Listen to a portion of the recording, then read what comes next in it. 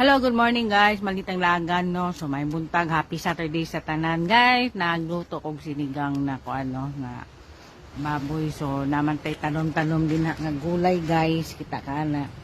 Nakoy petchay din na koy mga galay, kamote tops.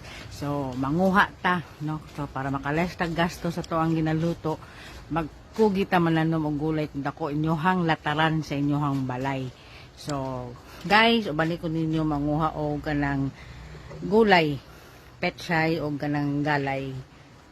All we wanted was a place to feel like home. So, guys, suman ako no panguha gulay no. So, mao niya to ang kamote tops para isalad nato, no. So, na kani ang petchay sa sabaw nato ibutang. So, guys, mao ni siya ang advantage no kung kugihan ka mananom no sa inyong lataran kay instead mo palit ka panin sa tindahan no, sa palengke inyo na lang ng hulbuton din na sa inyong lataran no, so makasave pa mo. So kung ako sa inyo ha, palanom mo kay kung naay kuan kugi ka mananom nagyo kay anihon pag abot sa panahon. So dito laagan ni anak sa Devil Yawa mangguro ko, bye.